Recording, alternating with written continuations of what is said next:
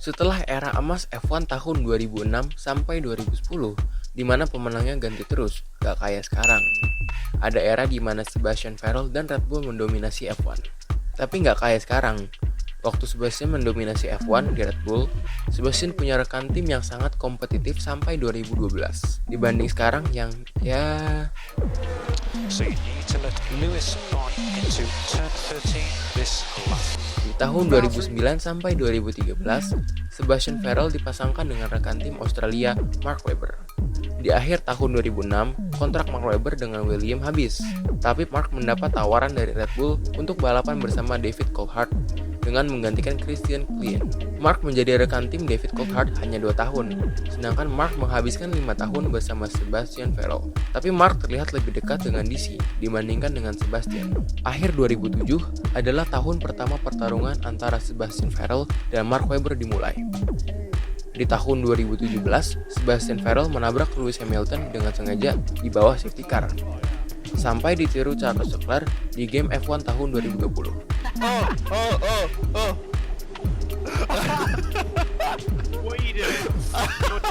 Tapi di Fuji 2007, Sebastian menabrak Mark di bawah safety car.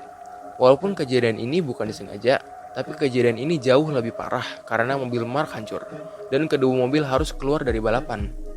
Saat itu Mark berada di posisi kedua di belakang Lewis Hamilton, dan Sebastian berada di posisi ketiga, pakai mobil Toro Rosso, karena banyaknya kecelakaan di balapan itu.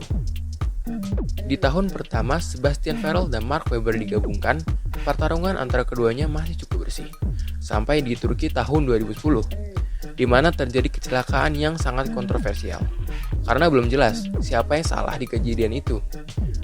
Walaupun menurut komentator saat itu, yang kita nggak tahu namanya, kejadian ini 100% salah Vettel. I'm giving that 100% Vettel's fault.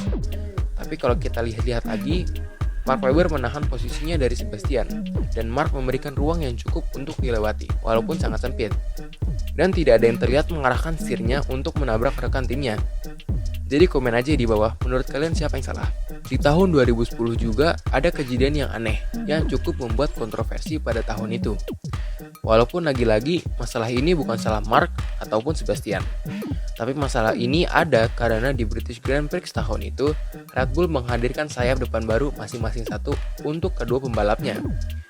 Dan punya Sebastian sudah hancur di free practice 3. Tapi setelah Sebastian mendapat pole, sebelum balapannya dimulai, Christian Horner memutuskan untuk menukar sayap depan milik Mark untuk dipasang ke mobil Sebastian. Mungkin fans saat itu berpikiran, What were you thinking? tapi akhirnya Sebastian mendapat puncture dan finish di posisi ke-7. Sedangkan Mark menahan posisinya yaitu di posisi kedua. Pada tahun 2011 dan 2012, tidak ada kejadian yang membuat kontroversi. Sampai di tahun 2013, tepatnya di sirkuit Sepang Malaysia, di mana terjadi kejadian yang paling terkenal. Sejak tahun 2002, tim order atau perintah dari tim, di mana salah satu pembalap harus membiarkan rekan timnya lewat atau menahan posisinya itu ilegal, sampai tahun 2010. Sejak tahun 2011, Sebastian Vettel balapan dengan nomor 1, dan Mark memakai nomor 2. Dan di Red Bull Team Order diperintahkan lewat kode Multimate 21 atau 12, di mana maksud dari Multimate 12 adalah mobil nomor 1 harus berada di depan mobil nomor 2. Bisa dengan cara membiarkan nomor 1 lewat atau membiarkan nomor 1 di depan. Sedangkan Multimate 21 adalah sebaliknya. Di Malaysia saat itu, Sebastian mulai balapannya dari posisi pertama, sedangkan Mark mulai balapannya dari posisi kelima. Tapi Mark berhasil meraih posisi ke-1, sedangkan Sebastian turun ke posisi kedua sampai di lap 43, di mana Mark menggunakan hard compound atau apapun bannya disebut, pokoknya bannya oranye, dan Sebastian menggunakan ban putih. Christian beranggapan bahwa Sebastian akan lebih cepat dari Mark karena Sebastian menggunakan ban yang lebih halus. Dan Mark juga belum mendapat satupun win di tahun itu. Mark Webber, he won none. Sehingga kode Multimap 21 diperintahkan untuk membiarkan Mark di depan. Tapi mungkin Sebastian beranggapan bahwa dia yang mendapat pole saat itu, dan dia lebih layak mendapatkan kemenangannya. Sehingga Sebastian mengabaikan kode Multi 21-nya, dan tetap berusaha membalap Mark. Dan akhirnya Sebastian mendapat kemenangan di balapan itu. Dan inilah kejadian yang banyak orang tahu, di mana Mark bilang Multi 21 sih. Yeah, Multi 21. dan Sebastian bilang Walaupun pertarungan antara Sebastian dan Mark berakhir di tahun 2013, tapi masih banyak fans yang menyukai pertarungan dari mereka. Sebenarnya, banyak pertarungan yang hebat antara dua pembalap F1. Contohnya di film Rush, di mana Niki Lauda bertarung melawan James Hunt. It's terrible. Drives like a pig. It's a Ferrari. It's a shitbox. Tapi bedanya, Niki Lauda dan James Hunt berada di dua tim yang berbeda, sedangkan Sebastian dan Mark membawa mobil dan tim yang sama. Tapi keduanya bertarung seperti mereka berada di tim yang berbeda, dan di setiap pertarungan mereka, Sebastian selalu mendapat lebih banyak dukungan, dan itulah yang membuat Mark terkadang kesal. Mungkin pertarungan ini hampir terjadi lagi pada Sebastian dan Charles Leclerc, atau yang bisa disebut Charles Leclerc, di tahun 2019. Di Sochi, Rusia, Sebastian diberi tim order.